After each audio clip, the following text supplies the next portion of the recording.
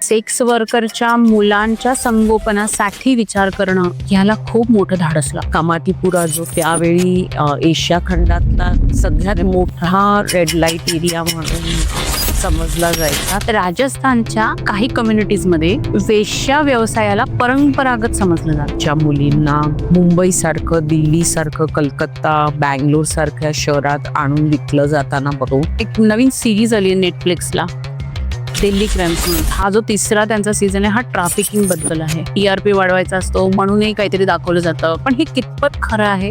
ही एक वास्तविकता आहे. ह्युमन ट्रॅफिकिंग हे मिथ नाहीये.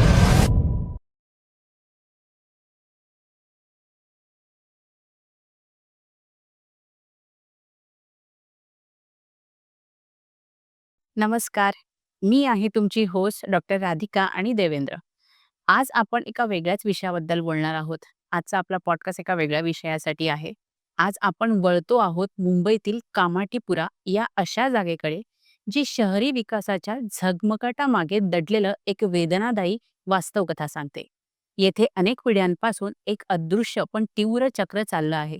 ज्या मुलींच्या मातांवर देहव्यापाराची जबाबदारी लादली गेली, त्याच मुलींना पुन्हा त्याच चक्रात ढकललं जाण्याची भीती कायम असते.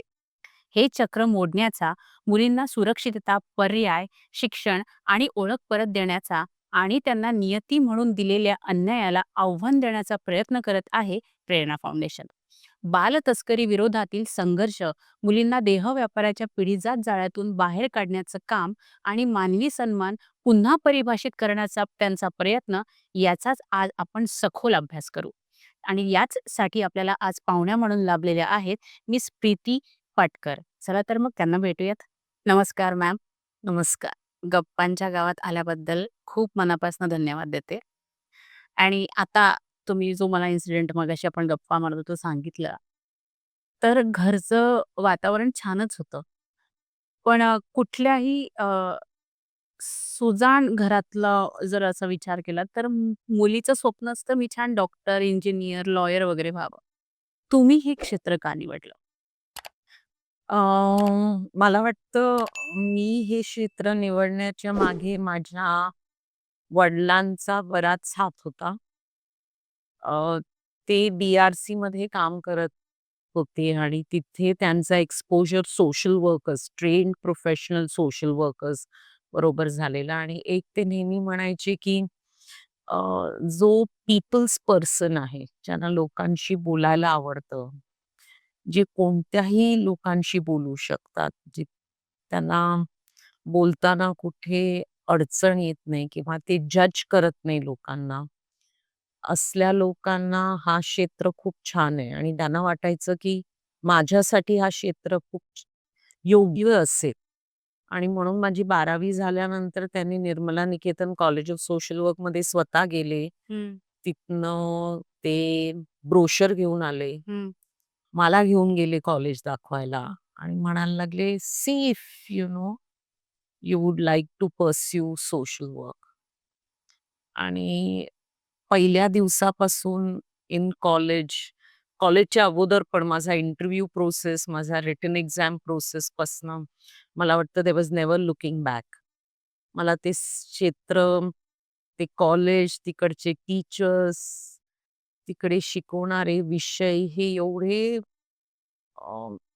रिलेटेबल वाटले, की मी अशी नेहमी विचार करते, की कसं मला योग्य क्षेत्रात मी पडली आणि मी तिथेच आहे आणि मला हे सगळं काम करायला मिळतंय. पण मग सोशल वर्क म्हटलं की वेगवेगळे विभाग येतात त्याच्यामध्ये. पण मग सेक्स वर्करच्या मुलांच्या संगोपनासाठी विचार करणं, ह्याला खूप मोठं धाडस लागतं मॅम. मग हेच करावंसं का वाटलं तुम्हाला? अं, निर्मला निकेतनमध्ये असताना आम्हाला खूप फील्ड वर्क थ्रू आणि फील्ड व्हिजिट्स थ्रू एक्सपोजर्स असतात वेगवेगळ्या वस्तींमध्ये, वेगवेगळ्या NGOजमध्ये घेऊन जातात. अशाच एका व्हिजिटच्या वेळी आम्हाला अ, तिकडच्या जे कामाठीपुरा जो त्यावेळी एशिया खंडातला सगळ्यात मोठा रेड लाईट एरिया म्हणून समजला जायचा. तिथे आम्हाला एका व्हिजिटला नेलेलं आणि तिकडच्या एका शाळेत व्हिजिटला नेलेलं. आणि तेव्हा जे ओरिएंटेशन मिळालं, तेव्हा जो थोडासा एक्सपोजर मिळाला, त्याला घेऊन नेहमी असं वाटलं, की आपण ह्या मुलांसाठी काम केलं पाहिजे. आणि मग टाटा इन्स्टिट्यूटमधनं मास्टर्स केल्यानंतर अ, माझी जी एक टीचर आहेत मिसेस फरीदा लांबे म्हणून त्यांना मी भेटली. त्यांना मी सांगितलं, की मला असं-असं करावंसं वाटतंय. आणि मला वाटतं त्यांचा साथ माझे जे आत्ता मिस्टर आहेत, हसबंड आहेत, पार्टनर आहेत. त्यांच्याशीही बोलणं झालं आणि मग आम्हाला वाटलं, की एकत्र येऊन आपण हे काम सुरू केलं पाहिजे आणि खऱ्या अर्थाने हा ग्रुप एवढा कामाठीपुरा वस्ती तुम्ही बघितलं तर पॉलिटिकली, सोशली, कल्चरली, इकॉनॉमिकली ते मुंबईच्या एकदम सेंटरला आहे. येस. रिचनेस, पॉलिटिकल रिचनेस आहे, इकॉनॉमिक रिचनेस आहे, कल्चरल, सोशल रिचनेस आहे. आणि तरी देखील अशी एक मोठी एशिया खंडातली लार्जेस्ट वस्ती म्हणून ज्याला मानलं जायचं, त्याला एवढं मी म्हणते इन्व्हिजिबलाइज्ड करून ठेवलेलं आहे. तिकडच्या बायकांना व्हॉईस होता, पण आपण त्यांचा आवाज कधी ऐकलाच नाही. तिकडच्या मुलांना पण व्हॉईस आहे, पण त्यांचाही आवाज ऐकला नाही. आणि हा एवढा इन्व्हिजिबलाइज कम्युनिटी बरोबर काय होतंय? ऑब्व्हियसली खूप शोषण होतंय. तर का नाही आपण ह्या क्षेत्रात जाऊन ह्या स्त्रियांबरोबर, त्यांच्या मुलांबरोबर अधिक समजून तिथे आपल्याला काय करता येईल हे बघूया आणि म्हणून निर्मला निकेतन कॉलेजच्या सपोर्टनी आम्ही हे काम 1986 मध्ये सुरू केलं. पण मग मॅम यांच्या मुलांच्या भविष्याची एकूण एकूण जडणघडण संगोपनाचीच काळजी आपलं प्रेरणा फाउंडेशन करत असतं. पण मग त्यांच्या शिक्षणाची जबाबदारी पण प्रेरणा फाउंडेशन घेतं का? आणि पुढच्या करियर वाटचालीसाठी सुद्धा त्यांना गाईडन्स देतं का? होय. प्रेरणा अ, म्हणजे पूर्ण एक लाईफस्टाईल अप्रोच सारखं आपण घेतो. अ, बालक लहान असताना तो आपल्या नाईट केअर सेंटरमध्ये ते बालक येतं. 3 वर्षाच्या असेपर्यंत नाईट केअर सेंटरमध्ये तिथेच बालवाडीचा प्रोग्राम आपण चालवतो, प्री-स्कूल.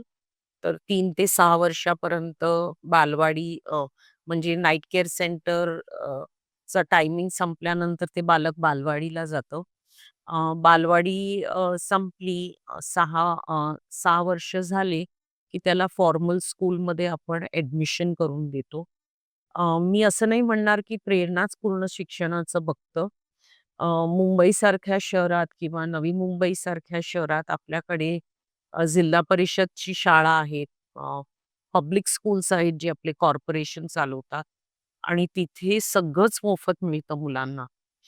आणि त्यांचा बराच मोठा हातभार राहिलेला आहे, योगदान राहिलेलं आहे ह्या मुलांना त्यांचं एज्युकेशन राइट टू एज्युकेशन त्यांना मिळवून पासनं. येस, प्रेरणा एन्शुअर करतं, की फक्त शाळेत ॲडमिशन न घेता ते बालक शाळेत शिकतं आहे, शाळेत रोज जातं आहे, शाळेतनं ड्रॉप आउट होत नाहीये आणि शाळेत सुरक्षित पण आहे. कारण आम्हाला वाटतं हे सगळंच महत्वाचं आहे. जर आपल्याला त्याला खऱ्या अर्थाने त्या बालकाला राइट टू एज्युकेशन द्यायचंय, तर हे सगळं बघणं गरजेचं आहे. आणि सातत्याने म्युनिसिपल कॉर्पोरेशन बरोबर संवाद करून तेवढंच नाही, पण त्यांच्या पालकांना पण सक्षम करणं. त्यांचे पालक म्हणजे मोजके बहुतेक आहेच. आयाच असतात. तर त्यांच्या आयांना सांगणं, की पालक म्हणून त्यांचे काय अधिकार आहेत आणि बालक म्हणून बालकांचे काय अधिकार आहेत. आणि सगळ्यात महत्त्वाचं, की पालक पण जाऊन शाळेत विचारू शकतात त्यांच्या बालकांबरोबर काय होत आहे. बालक शिकतोय की नाही? बालक सुरक्षित आहे की नाही? बालकाला जे सुविधा मिळाले पाहिजेत from access to teachers, to safe toilets, clean toilets, सकस आहार हे सगळं मिळतंय की नाही? ह्याला पण आम्ही पालकांना सक्षम करतो आणि तेव्हा कुठेतरी जाऊन आपल्याला दिसून येतं, ॲक्चुअली दिसून येतं, जे आपण व्हेरिफाय पण करू शकतो, की मुलं शिकतात, शाळेत कंटिन्यू करतात, 10वीत जातात, 10वीत पास होतात. ॲस्पिरेशन ठेवतात, की आपण पण कॉलेजमध्ये गेलो पाहिजे.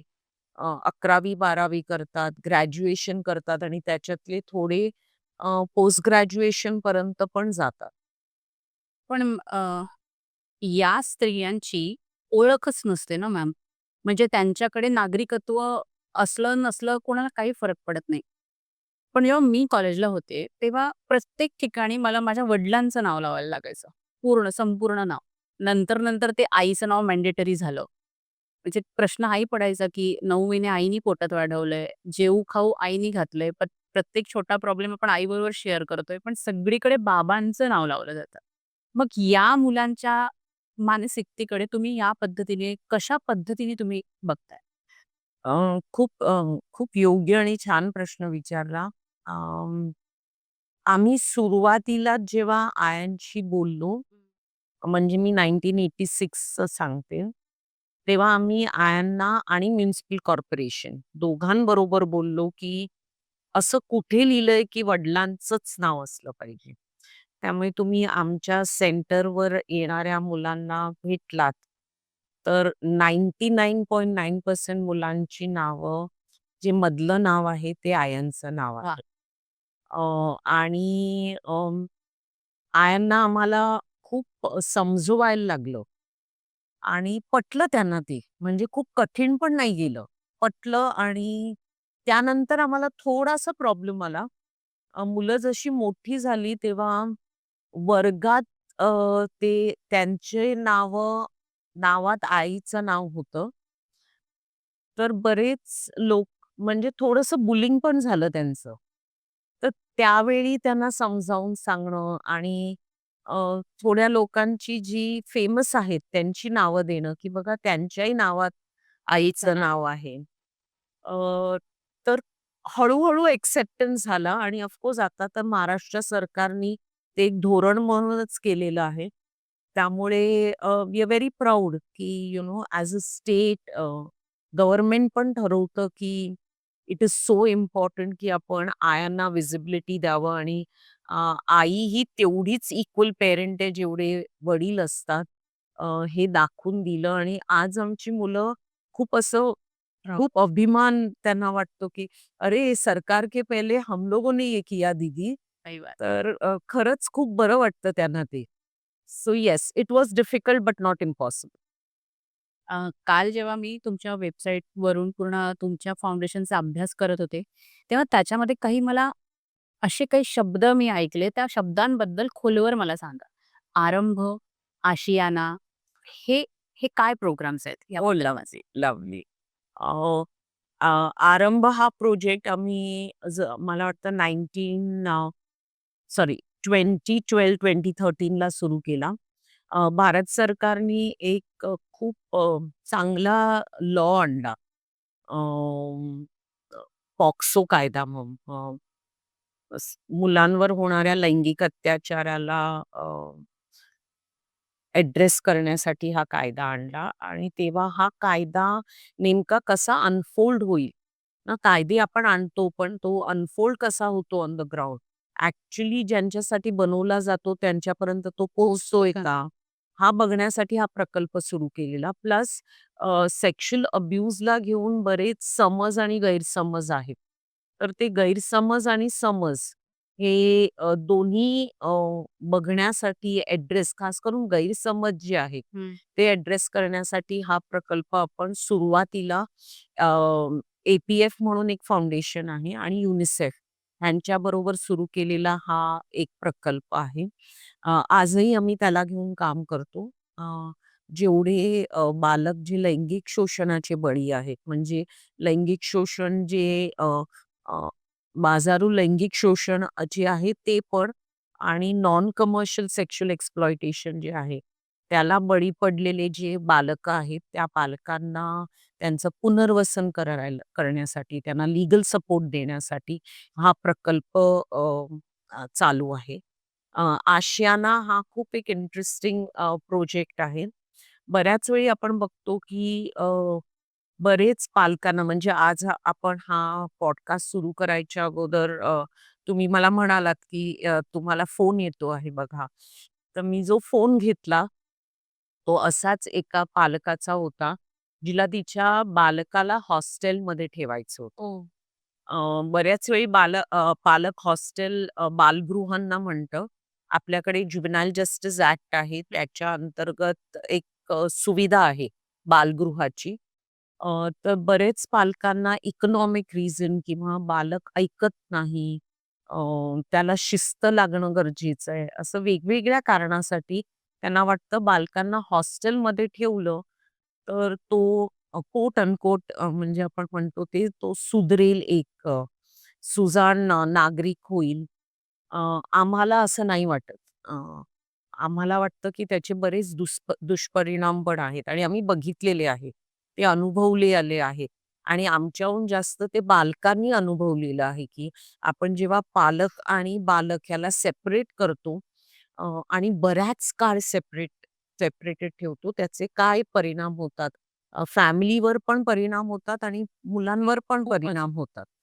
तर ते होऊ नये, तर त्याचं प्रिव्हेन्शन कसं वस्ती पातळीवरच आपण करू शकतो आणि फॅमिली आणि मुलांना एकत्र राहण्यासाठी जी काय सपोर्टची गरज आहे, जी फॅमिली स्ट्रेंथनिंगची गरज आहे, अ, ते इम्प्लिमेंट करण्यासाठी हा प्रकल्प आहे. मग ती फॅमिली कुठेही राहणारी असेल म्हणजे कोणत्याही वस्तीत राहणारी असेल, त्यांना आम्ही कसे सपोर्ट करू शकतो हा एक पायलट प्रोजेक्ट आहे.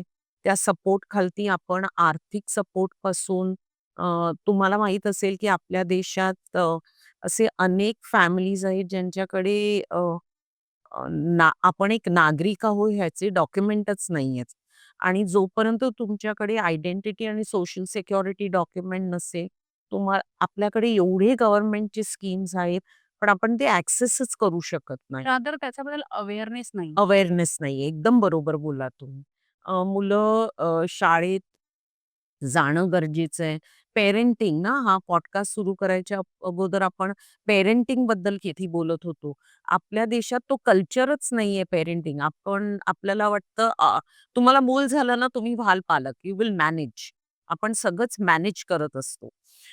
पण त्यालाही एक सायंटिफिक अप्रोच असणं गरजेचं आहे आणि तो जर आपण त्या प्रकारचं एक एन्व्हायर्नमेंट क्रिएट केलं, तर मुलांवर होणारा जो हार्म असतो, तो खूप प्रमाणात रिड्यूस पण करू शकतो आणि एलिमिनेट पण करू शकतो.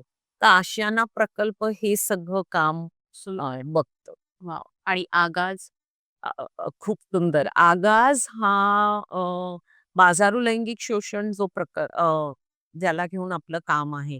जिथे मुलींना बाजारू लैंगिक शोषणातनं म्हणजे सेक्स ट्रेडमधनं रेस्क्यू केलं जातं किंवा स्त्रियांना रेस्क्यू केलं जातं. तर रेस्क्यू केल्यानंतर पण त्यांचे बरेच अधिकार आहेत. कायद्यात पण त्यांना अधिकार लिहून दिलेले आहेत. आपली सुप्रीम कोर्ट जी आहे, हाय कोर्ट्स आहेत, ते पण वारंवार त्यांच्या अधिकारांबद्दल आपल्याला आठवण करून देतात.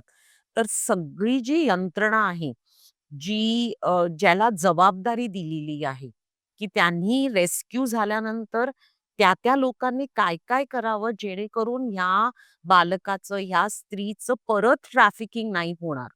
तिला खऱ्या अर्थाने हीलिंग मिळेल, तिला खऱ्या अर्थाने रिहॅबिलिटेशन होईल, तिला खऱ्या अर्थाने न्याय मिळेल. ह्याच्यासाठी जी मदत हवी असते ह्या अ, अ, बालकांना आणि ह्या स्त्रियांना, ती जी मदत आहे ती आपण उपलब्ध करून देतो आणि त्यांना जे लिंकेजेस लागतात, तिथेही त्यांची जे मत आहे, बऱ्याच वेळी आपण सगळं करून देतो. बरं. पण त्यांचं मत काय आहे? त्यांना कसं सक्षम करावं जेणेकरून ना, ते एका एन-जी-ओवर किंवा कोणावर अवलंबून राहणार नाही. स्वतंत्र होणार लवकरात लवकर. तर हा प्रकल्प तेही बघतं आणि जे सुरू झालेलं अ, लैंगिक शोषणाला घेऊन, तर आगाज हा प्रकल्प पण लैंगिक शोषणाचे जे बळी अ, मुलं आहेत आणि त्यांच्या परिवारांना जे सपोर्ट सिस्टम लागतो, to go through the entire legal system, rehabilitation system, या सगळ्याला जी आपण म्हणतो एक सपोर्ट सिस्टमची गरज असते विथ द फोकस आणि गोल की लवकरात लवकर ती फॅमिली आणि ते बालक इंडिपेंडेंट होऊन स्वतःच्या मार्गावर त्यांना जे वाटतं आपल्यासाठी काय मार्ग आहे त्या मार्गावर परत त्या रुळावर परत येऊ शकेल. हा एक प्रयत्न असतो आमच्याकडे. आणि सन्मानविषयी सांगा? सन्मान हा प्रकल्प एका डी-सी-पी मुळे सुरू झाला. ओके. आपल्याकडे एन्फोर्समेंटला एक डी-सी-पी होते प्रवीण पाटील म्हणून. त्यांच्याकडे ॲक्चुअली मी गेलेली काहीतरी कामासाठी आणि त्यांनीच आम्हाला कामाला लावलं. अ, अ, त एक मीटिंग चाललेली जिथे मुलं जी आपल्याला भीक मागताना दिसतात. त्या मुलांना ते म्हणाले, "आम्ही त्यांना रेस्क्यू करतो, परत आम्हाला ते रस्त्यावर दिसतात. आम्ही रेस्क्यू करतो, ते परत आम्हाला रस्त्यावर दिसतात."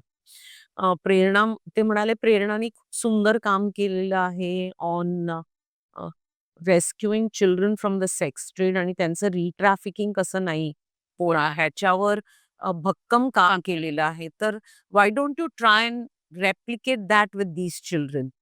म्हणून आम्ही 8 वर्षापूर्वी सन्मान हा प्रकल्प सुरू केला आणि हो, आम्ही तिथेही आम्ही यशस्वी झालो पेक्षा आम्ही म्हणू की ती मुलं आणि त्यांची फॅमिली यशस्वी झाली. हे सगळे मुलं जी आम्हाला रेफर केली जायची चाइल्ड वेलफेअर कमिटी थ्रू किंवा पोलीस थ्रू त्यांचं परत तोच मॉडेल तसंच आम्ही त्यांच्याशी बोललो आणि म्हटलं, "आम्ही आहोत. We can help. तुम्ही सांगा how is it that we can help?" आणि बऱ्याच प्रमाणात ही मुलं पारध्यांची होती, मसनजोगी कम्युनिटीतली होती आणि ते म्हणाले, "आम्हालाही आवडेल हो आमची मुलं शिकलेली." तर म्हटलं, "आपण करूया ना. आहेत आपल्याकडे पब्लिक स्कूल्स. तिथे आपण ॲडमिट करूया." तर म्हणाले, "नाही, खूप भेदभाव होतो." म्हटलं, "आपण बोलू ना शाळेबरोबर. भेदभाव होत असेल तर आपण बोलू. आपल्याकडनं काही बदल झाला पाहिजे तेही बघू." आणि आज आम्हाला एवढा आनंद होतोय, की तेही मुलं अ, 10वी, 12वी ग्रॅज्युएशन करतायत आणि कालच मला नक्कीच हा पॉडकास्ट झाल्यावर तुम्हाला फोटोज दाखवायला आवडतील. कालच ह्या सगळ्या वस्तींमध्ये राहणाऱ्या मुलांचं एक फुटबॉल मॅच झाला. Oh wow! हो, त्यांच्यासाठी त्यांनीच सांगितलं म्हणून ते म्हणाले, "हमको भी मैदानी खेल खेलना है." मग आम्ही म्हटलं, "काय क्रिकेट?" तर म्हणाले, "क्रिकेट हम खेलते हैं." तर आम्ही सुचवलं फुटबॉल. तर म्हणाले, "हो, आम्हालाही आवडेल फुटबॉल खेळायला." म्हणून त्यांना आता गेली किती वर्ष झाली, जवळ-जवळ 5 वर्ष झाली. आठवड्यातनं एकदा कोच येतात. वॉव! त्यांच्या वस्तीतच त्यांना फुटबॉल शिकवतात आणि ते असं होता-होता म्हणाले, की "आमची स्पर्धा ठेवा." म्हटलं, "तुम्हाला जर वाटत असेल तर नक्कीच ठेवू." आणि काल एक मोठा इव्हेंट झाला चेंबूरमध्ये आणि yes everybody one, everybody one. तर ह्या प्रकारचा सन्मान हा प्रकल्प चालतो. खूप छान. खूप छान काम आहे मॅम खरंच. अं, मी हा प्रश्न विचारते, त्यामागे एक गोष्ट आहे आणि प्रेरणा फाउंडेशनच्या सर्वेसर्वा म्हणून तुमचं काय मत आहे यावर तुम्ही मला सांगा? मी 2010 ला कॉलेजला गेले. घरापासनं जवळ-जवळ 250 किलोमीटर लांब होतं कॉलेज आणि नवीन-नवीन शहरात गावातनं एक मुलगी जाते आणि मगाशी माझ्या मैत्रिणीचा उल्लेख केला, ती माझ्याबरोबर होती. आमचं कॉलेज मोस्टली ही कॉलेजेस ना गावाच्या बाहेर असतात आणि गावाच्या बाहेरून शहरात तुम्हाला दिसेल तर ऑटो, पब्लिक ट्रान्सपोर्ट यूज करावं लागतं. बरेच तुम्ही अब्यूजबद्दल मगाशी जे बोललात तुमच्या प्रोग्राम्समधलं त्याच्याबद्दल. म्हणजे शोषण हे फक्त सेक्स वर्किंग त्या एरियामध्येच होत नाही, बाहेर समाजातही होतं. 6 सीटर ऑटोमध्ये बसताना ना, एक पुरुष मुद्दाम माझ्या या भागाला हात लावत होता. मुद्दाम. ते कळत होतं. तर नवीन-नवीन होते तेव्हा काही कळलं नाही काय करू, कसं करू? आता भीती अशी होती, की आपण बाहेर शिकायला आलोय, स्वतःच्या जिद्दीवर आलोय. हे प्रकरण आपण घरी सांगितलं तर आई बोलले, "चल सामान बांधून सगळं घरी ये. काय शिकायचं नाही." कारण तेव्हा ती समजूत तशी होती. मग आता करायचं काय? मग रूमवर गेलो, माझ्या मैत्रिणीशी डिस्कस केलं. ती बोलली, "अगं माझ्याही बरोबर झालंय." म्हटलं, "आता आपण असं करूया, नेक्स्ट टाईम जर आपल्याबरोबर असं काहीतरी झालं, तर आपण तिथे राडा घालायचा आणि मुस्कटीत मारायची." तर हे आमचं दोघी सुशिक्षित डॉक्टर झालो 5 वर्षांनी, नंतर बाहेरही पडलो त्याच्यातनं. पण हा आमचा एक छोटासा मी तुम्हाला अनुभव सांगितला मॅम. तर ह्याच्याही पेक्षा भयंकर ट्रॉमॅटाइज मुलं तुमच्याकडे येत असतील. त्यांच्याशी तुम्ही कसं डील करता? खूप परत एकदा योग्य प्रश्न विचारला तुम्ही. हो, ट्रॉमा असतोच आणि इथे तर इंटरजनरेशनल ट्रॉमा असतो. अ, आजींबरोबर पण तेच झालेलं असतं. आईबरोबर पण तेच झालेलं असतं आणि आता आपण ह्या ज्या मुलाबरोबर काम करतोय, ज्या बालकांबरोबर काम करतोय त्यांच्याबरोबर पण झालेलं असतं. अ, ते हील करणं एवढं सोपं नसतं.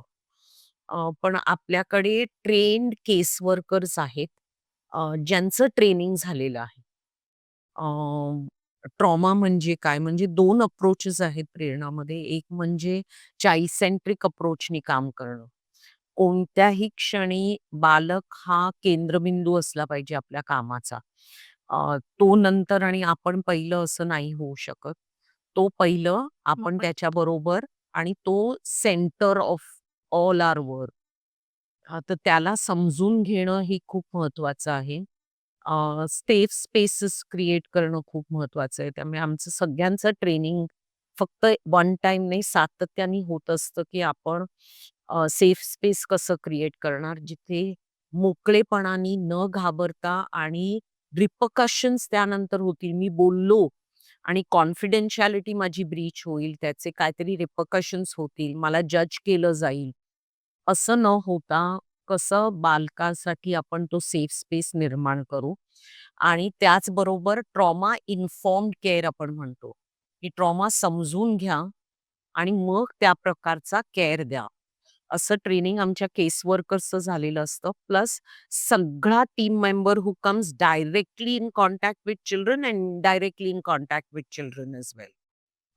प्लस आमच्याकडे केस मॅनेजमेंट एक अप्रोच असतो, की फक्त ट्रेनिंग दिलं असं नाही, पण केसेस डिस्कस पण केले जातात आणि ते डिस्कस करतानाही आपल्या कोणाच्या नाही तर कोणाच्या तरी त्या ग्रुपमध्ये लक्षात येतं, की हे आपण खूप योग्य पद्धतीने करतोय आणि हे स्ट्रेंथन करणं गरजेचं आहे, कारण हे ट्रॉमा इन्फॉर्म नाहीये.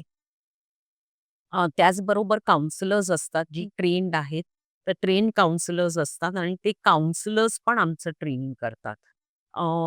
तेवढंच नाही, पण पालकांशी आपण बोलतो, की ट्रॉमा काय असतं? कारण काय आहे ना, आपण मुलांचं ट्रॉमा हँडल करू, पण पालकांचं जे इंटरजनरेशनल ट्रॉमा आहे, ते नाही हँडल केलं तर बऱ्याच वेळी मुलं सांगतात, की आप ये बराबर बोल रहे, पण मगर देखिए ना स्कूल में ये हो रहा है. मम्मी ऐसी बोल रही है. दोस्त लोग बुलिंग कर रहे हैं, तो दीदी फिर भी मन ना बेचैन ही रहता है. तर शाळेत आम्ही टीचर्सचं परमिशन्स घेऊन आम्ही तिथे बुलिंगवर सेशन्स घेतो. टीचर्सचं ट्रेनिंग असतं. तर हा एक फुल अप्रोच असतो. असं नाही की फक्त एकालाच घेतलं आणि त्याच्याशी बोललो, कारण इट डज नॉट वर्क. त्या त्या व्यक्तीच्या आयुष्यात जो कोणी येतं त्यांच्याशीही ही सेन्सिटिव्हिटी क्रिएट करणं गरजेचं आहे आणि हे सगळं बोलत असताना त्या व्यक्तीलाही सक्षम करणं गरजेचं आहे, की बाबा देअर विल बी पीपल जे इन्सेन्सिटिव्ह असतील. हाऊ डू वी हँडल सच इन्सेन्सिटिव्हिटी? म्हणजे त्याचं हीलिंगही तेवढं महत्वाचं आहे आणि त्याला हेही मदत करणं, की बाबा कधी ना कधी सपोर्ट कदाचित मिळणार नाही. पण तू प्रोसेस कसं करणार? समजा उद्या कोणतरी तुला नाही सेन्सिटिव्हली हाताळलं, नाही रिस्पेक्टनी हाताळलं ना, ती डिग्निटी नाही दिली, तर तू ते स्वतःला हार्म करून घेण्यापेक्षा how will you deal with that person? How will you process that emotion? तर हे सगळं घेऊन पण आपण काम करत असतो. आपल्याकडे लाईफ स्किल एज्युकेशनचे पण सेशन चालतात. हं. ताकी मुलांना जे कोर स्किल्स आहेत, पुलिंग आहे, पीअर प्रेशर आहे, हं. डिसिजन मेकिंग आहे, कम्युनिकेशन आहे. ह्याला घेऊन पण ते कसे त्यांच्या लाईफमध्ये हाताळतील, इतरांबरोबर पण कसे हाताळतील आणि स्वतःला पण जर सामोरं गेलं पाहिजे, तर ते हे विषय कसे हाताळतील ह्याला घेऊन पण चर्चा असते. मॅम हा पॉडकास्ट करायचा आहे म्हणून मी काही आधीचे पॉडकास्ट किंवा तुमच्यासारखेच या क्षेत्रात आणखी काम करणारे खरं तर कमीच लोक आहेत. पण एक आहेत महिला त्यांचा पॉडकास्ट काल बघत होते. तर त्यांनी गोष्ट सांगितली ती कितपत खरी आहे फक्त मला ऐकून घ्यायचं आहे, की राजस्थानच्या काही कम्युनिटीजमध्ये वेश्या व्यवसायाला परंपरागत समजलं जातं. मग हे खरं आहे का? आणि खरं असेल तर मग याला ब्रेक करण्यासाठी आपण काय काम करतो? खूप खरं आहे. ॲब्सोल्युटली खरं आहे. राजस्थान, मध्य प्रदेश आणि उत्तर प्रदेशमध्ये असे थोडे जिल्हे आहेत जिथनं अ, बेडिया, बांचडा, नट समुदायाचे च्या मुलींना अ, असं म्हणजे पारंपरिक आपण एवढ्यासाठी म्हणतो कारण आपण जनरेशन आफ्टर जनरेशन त्या घरातनं मुलींना मुंबईसारखं, दिल्लीसारखं, कलकत्ता, बंगलोरसारख्या शहरात आणून विकलं जाताना बघतो. आम्ही स्वतः अनेक असल्या मुलींबरोबर काम केलेलं आहे. त्यांना इथनं खास करून मुंबईसारखं शहर किंवा ठाणा आहे. आता नव्याने रायगड पण जिल्हा आपल्याला दिसून येतं. जिथे या मुलींना जे टिपिकल लिकर बार असतात, जिथे एंटरटेनमेंट पण चालतं म्हणजे ऑर्केस्ट्रा चालतो, नाच चालतो, तिथे विकलं जातं. आणि 14-15 वर्षाच्या मुलींना फक्त नाचायला आणि गाणं म्हणायला नाही, तर सेक्शुअल एंटरटेनमेंटसाठी पण विकलं जातं. आणि हे आपल्याला बंद करण्यासाठी डेफिनेटली मी म्हणेन जे बेटी पढाओ बेटी बचाओ आपला जो अभियान आहे आता, तो तिथपर्यंत पोहोचतोय की नाही हे बघणं. हं. आणि पोहचत नसेल तर तो कसा पोहचेल सस्टेन पद्धतीने आणि तिथे जे एन-जी-ओज कार्यरत आहेत त्यांना कसे सरकार पब्लिक प्रायव्हेट पार्टनरशिपमध्ये काम करू शकतील. अ, अ, आणि मला मी एक बघितलंय की "where there is a will, there is a way." आपण जोपर्यंत हे म्हणत राहू ना, की अहो वेश्यांची गरज आहे ह्या समाजाला. It's a necessary social evil आणि त्या असल्यामुळे परत चांगल्या घरातल्या मुलींना सुरक्षितता मिळते. खोटे. हो, ॲब्सोल्युटली आणि चुकीचं आहे, हं. की ठराविक मुलींना आपण सुरक्षित ठेवण्यासाठी ठराविक मुलींचा बळी टाकतो. हे अतिशय चुकीचं, अयोग्य आणि मला वाटतं शेमफुल आहे. येस. तर if we decide there is a way आणि लोकांनी ते करून पण दाखवलेलं आहे. एन-जी-ओजनी करून दाखवलेलं आहे. प्रेरणामध्ये आम्ही ते करून दाखवलेलं आहे. आत्ताच एक उदाहरण देण्यासाठी मी एक मुलीबद्दल सांगते जी जिनी स्वतःहून येऊन ती स्वतः घरातनं पळून निघाली. ती रेल्वे पोलिसांना सापडली. रेल्वे पोलिसांनी तिला चाइल्ड वेल्फेअर कमिटीकडे प्रेझेंट केलं. चाइल्ड वेल्फेअर कमिटीनी तिला आम्हाला रिफर केलं आणि आज ती फर्स्ट इयर लॉ करते आहे. वॉव! ती घरातनं का पळून आली? कारण ती म्हणाली, "माझ्या आई-वडिलांनीच मला विकलं आहे." आता आपण त्या आई-वडिलांना विलनाइज नाही करणार आहोत. हं. कारण त्यांनाही माहीत नाही दुसरं काय करणं ना, तेच त्यांनी बघितलेलं आहे. त्या आईबरोबर पण तेच झालेलं आहे. जो स्वतःला वडील म्हणतोय तो ॲक्चुअली त्या आईचा दलाल आहे. त्यामुळे दुसरं काहीच बघितलेलं नाहीये. ती त्याच्या कंट्रोलमध्ये. तिला काही से नाहीये ह्या मॅटरमध्ये. पण ह्या सायकलमधनं ती मुलगी बाहेर पडली. आणि असंच जर आपण सपोर्ट केलं, तर ह्या मुली त्या सायकलमधनं बाहेर पडू शकतो. हं. फक्त आपल्याला लक्षात ठेवलं पाहिजे, की आपण त्या मुलींचं ऐकणं गरजेचं आहे. हे जे आपण एक कधी-कधी prototype training programmes, prototype rehabilitation करतो, ते न करता ह्या मुलीला लॉ करायचा होता. आणि तो लॉ करायच्या अगोदर तिने एक पूर्ण वर्ष एक लॉयर बरोबर इंटर्नशिप केलं अ, 12वी झाल्यानंतर. तिला जेव्हा पटलं, की येस हेच क्षेत्र आहे जे मला पर्स्यू करायचंय, तेव्हा जाऊन ह्या वर्षी तिने लॉसाठी ॲडमिशन. 12वी नंतर ॲडमिशन घेतलेलं आहे. तर दिस इज पॉसिबल. आणि मला वाटतं हे जे पारंपरिक आपण म्हणतो आपल्यासारख्या देशात जिथे किती रिसोर्सेस आहेत ना, तिथे कोणत्याही प्रकारचं जर पारंपरिक शोषण चाललं आहे, तर ते लवकरात लवकर बंद करणं हे शक्य आहे. कारण आपल्याकडे आज रिसोर्सेस आहेत. आपल्याला फक्त तुमच्या या पॉडकास्टच्या माध्यमातनं I think there are people listening. त्यांनीही आणि कोणी असं म्हणू नये, की ते कोणाच्या तरी दुसऱ्याचं काम आहे. "This is not my job." It is ते पण एव्हरीबडीज जबाबदारी. ना ही सगळ्यांची जबाबदारी म्हणून आपण पार पाडली पाहिजे.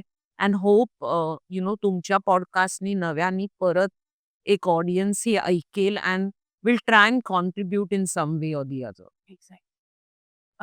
मॅम मी मध्यंतरी एक नवीन सीरीज आली आहे Netflixला, दिल्ली क्राईम्स म्हणून. त्यात हा जो तिसरा त्यांचा सीझन आहे, हा ट्रॅफिकिंगबद्दल आहे.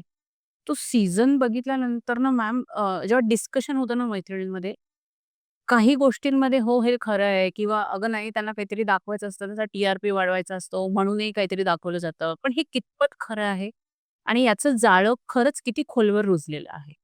अ, खूप मला वाटतं परत एकदा योग्य प्रश्न विचारला तुम्ही. हा ही एक वास्तविकता आहे. ह्युमन ट्रॅफिकिंग हे मिथ नाहीये. मिथक बिलकुल नाहीये. हे खरं आहे. फक्त आपण कसं बघतो हे महत्वाचं आहे. आपण कोणता लेन्स घालून बघतो हे महत्वाचं आहे. आपण जेव्हा रस्त्यावर उभी राहिलेली एक बाई, जिनी कमी कपडे घातलेत, लिपस्टिक लावलंय, एक पर्टिक्युलर पद्धतीत उभी आहे, चाळे करते आहे, चालू दिसते. त्या लेन्सनी बघितलं तर आपल्याला तिच्यावर झालेले अन्याय कधी किंवा अजूनही होतायत तो अन्याय कधी दिसून येणार नाही. आपल्याला ते बघायचंच नसेल तरीही अन्याय दिसून येणार नाही. पण आम्ही आजपर्यंत जेवढे अनेक हजारो स्त्रियांबरोबर काम केलेलं आहे, हजारो बालकांबरोबर काम केलेलं आहे. जेव्हा त्यांच्याशी पहिल्यांदा बोलतो, तेव्हा त्या सगळ्या म्हणतात, "हां, मैं खुद ब खुद आई बाई, छोड़ दो मुझे, रहने दो, अब क्या तब आप नहीं आए, अब आकर क्या करेंगे?" असे आपल्याला ऐकायला येतं, पण spend more time with them आणि मग त्यांची स्टोरी आपल्याला हळू अनवेल होताना दिसते. स्टोरी काय असते, कोणीतरी फसवलं, कोणीतरी त्यांचा आपण जे म्हणतो इन्फ्लुअन्सच्या दबावाने त्यांच्याकडनं संमती प्राप्त केली.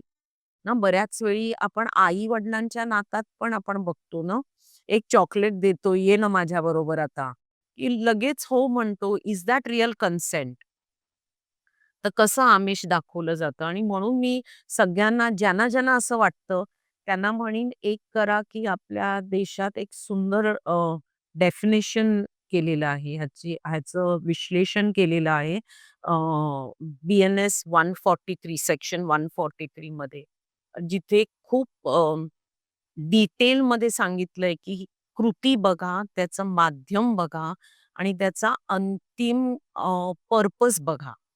अ, का कोणत्या हेतूनी ही कृती आणि ते माध्यम वापरलं गेलं आणि तुम्ही जर खोलवर स्टोरी ऐकली, तुम्ही थोडा वेळ दिला त्या बालकाला आणि त्या स्त्रीला, तर तुम्हाला ते सगळं मॅच होताना दिसतं.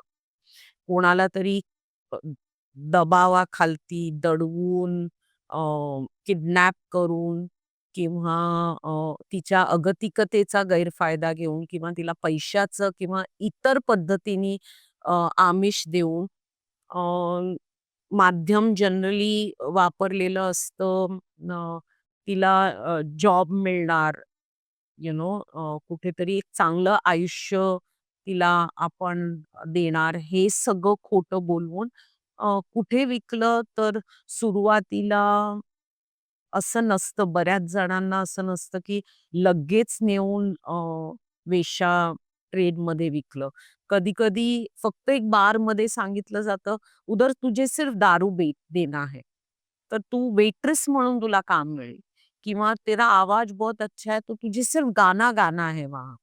आणि त्या बालिकेला पण कळत नाही, त्या यंग वुमनला पण कळत नाही, की कधी ती एका सिंगर आणि एका वेट्रेसमधनं तिचं लगेच वेश्या म्हणून एक तिला विकलं गेलं, तिला गिर्हाईकांना दिलं गेलं.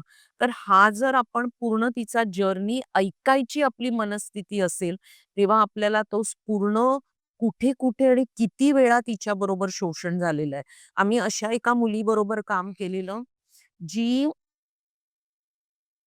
रेस्क्यू केली तेव्हा 16-16.5 वर्षाची होती हां. तिला रेस्क्यू मुंबईमध्ये केलेलं आणि आम्ही जेव्हा तिच्याशी बोलत होतो आणि तिचा केअर प्लॅन बनवत होतो, रिहॅबिलिटेशन प्लॅन तिला तिला इन्व्हॉल्व करून बोलत होतो, तेव्हा तिने आम्हाला सांगता सांगितलं, की ती जवळ-जवळ 7 वेळा विकली गेलीये. गोवापासनं सुरत, सुरतपासून अहमदाबाद, अहमदाबादपासून दिल्ली, दिल्लीवरनं कॅलकटा असं करत तिला मुंबईत आणून विकलं आणि मुंबईत तिचा रेस्क्यू झाला. सो ह्या स्टोरीज ना त्या मुली बोलत नाही कारण त्यांनाही कुठेतरी कळलेलं आहे, की आयदर समाज आपल्याला दोष देईल किंवा त्यांना पटणारच नाही. त्यामुळे त्याही बोलत नाहीत आणि म्हणून आपण म्हणतो, की त्यांची स्टोरी ऐकायची असेल तर त्यांना सेफ स्पेस क्रिएट करणं गरजेचं आहे. सेफ स्पेस क्रिएट केला, की ते खरंच ओपन अप होतात आणि आपल्याला सांगतात, की कशा पद्धतीने त्यांच्या ट्रस्टला, त्यांच्या विश्वासाला विश्वासघात करून त्यांना असल्या शोषण अवस्थेत विकलं गेलेलं.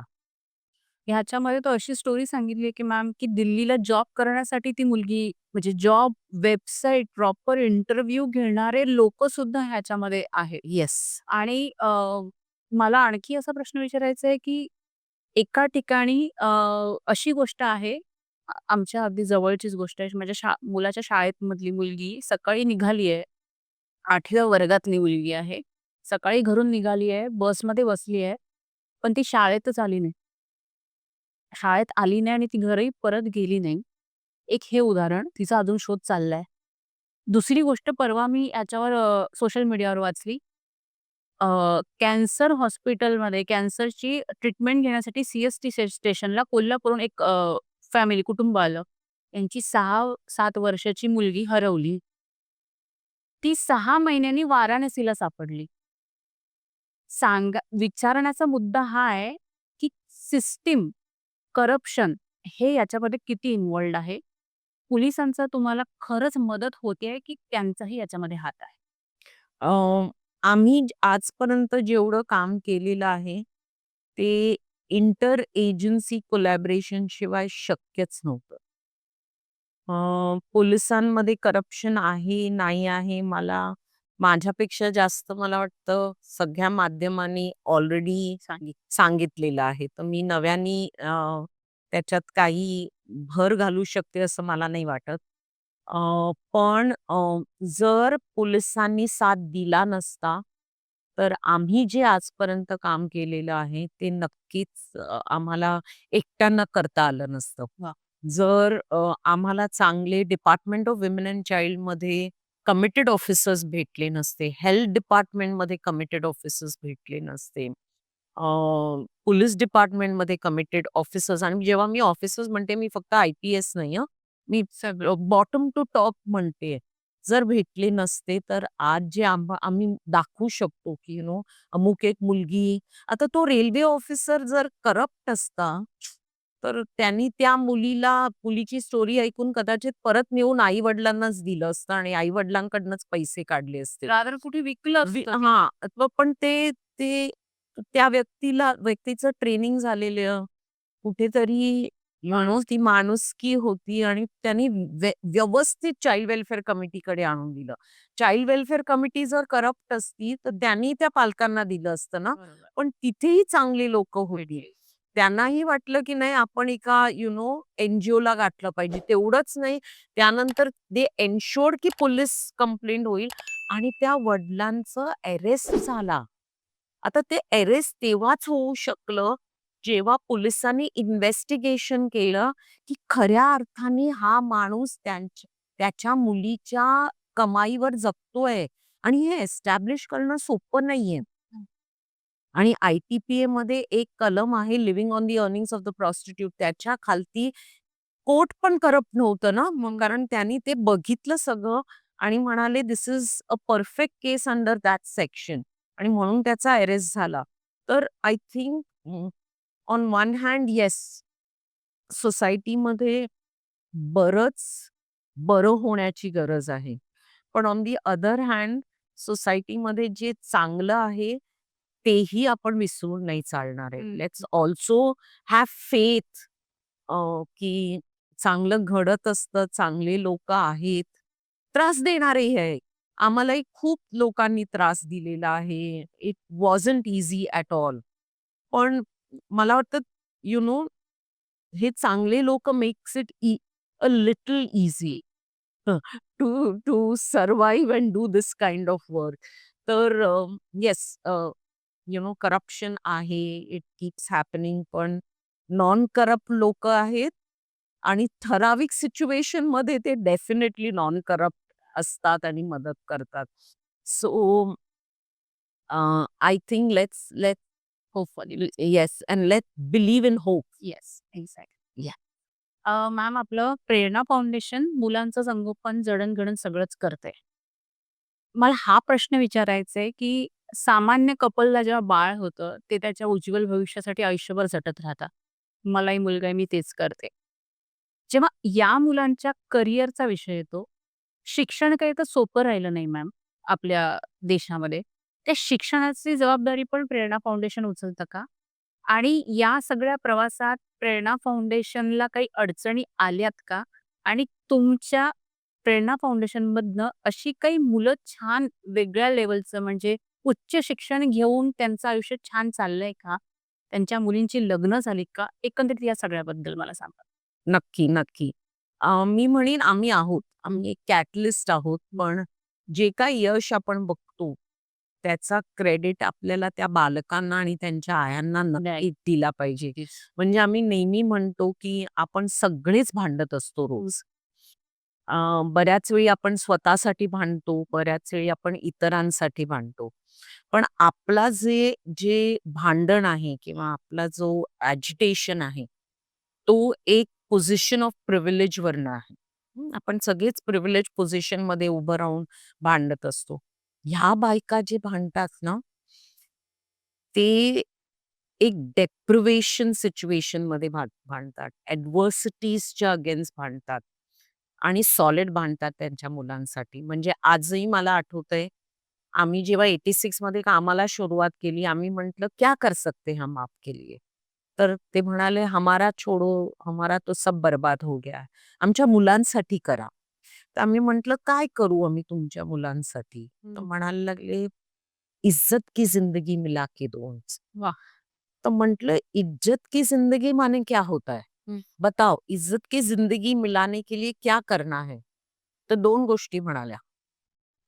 एक, जब भी ज़रूरत पड़े उनको एक सुरक्षित जगह पर रखो. आणि दुसरं म्हणाले, "हमको नहीं पढ़ने को मिला, उनको पढ़ने का है.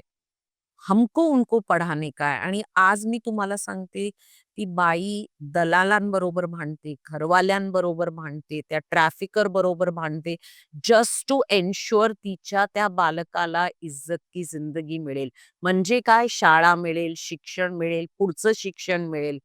तर येस, तुमच्या प्रश्नाचं उत्तर हे आहे, की तुम्ही कामाठीपुरा, फॉकलंड रोड, वाशी तुर्भे एरियामध्ये आलात, तर आज एक महत्वाचं आहे म्हणजे आम्ही एकच एन-जी-ओ नाही आहोत, अनेक एन-जी-ओज काम करतात आणि आम्हाला त्याचा खूप आनंद वाटतो. कारण हा इंटरव्हेन्शन आम्ही आमच्या मर्यादित ठेवला नाही. आम्ही त्याचं सामाजिककरण करू शकलो आणि बरेच लोकं जोडवू शकलो ह्या पूर्ण कामाबरोबर.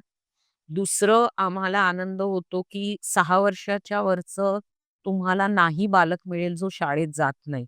आणि तुमच्या माध्यमातनं मला हे सांगायला अपील करायला आवडेल, की जर कोणालाही 6 वर्षाच्या वरचं मूल कामाठीपुरा, वाशी, तुर्भे, फॉकलंड रोड, डी-बी मार्ग पोलिस स्टेशनच्या अंतर्गत जे ब्रॉथल्स येतात तिथे जर सापडलं तर प्लीज आम्हाला गाठा. We will definitely try and help that child and the mother. त्याचबरोबर त्यांची लग्न होतात का? हो. आम्ही कोणालाही आमचा संस्था म्हणून, प्रेरणा म्हणून अजिबात हट्ट नसतो. आम्ही त्याच्यात पैसेही गुंतवत नाही लग्नात, की लग्न झालंच पाहिजे आणि लग्न केलंच पाहिजे. पण येस, लग्न झालेली आहेत, त्यांची मुलं आहेत. आम्ही त्यांना वर्षातनं 2दा भेटतोही सगळ्यांना आमचं गेट टुगेदर असतं आणि अ, ज्यांना आमच्याबरोबर कॉन्टॅक्टमध्ये राहायचंय ते राहतात.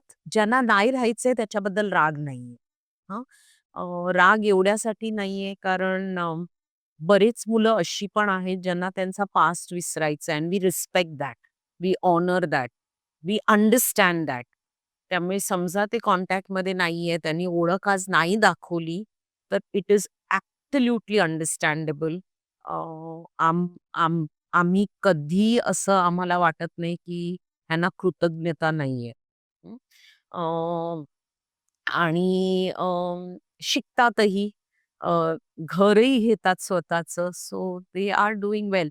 इन शॉर्ट मला तुमच्या माध्यमातनं हेही सांगायचंय, की ज्यांनी ह्या मुलांसाठी मदत केलेली आहे, कोणत्याही स्वरूपाने, तर अ, ती मदत वाया गेलेली नाहीये. It has come of good use, absolutely of good use आणि वेळेवर तुम्ही मदत केली आहे. सगळे मदत करतात म्हणून तुम्ही लाठाबरोबर आला नाही. जेव्हा कोणी मदत करत नव्हता, तेव्हाही लोकांनी मदत केलेली आहे. So thank you so much. Thank you. Thank you to everybody.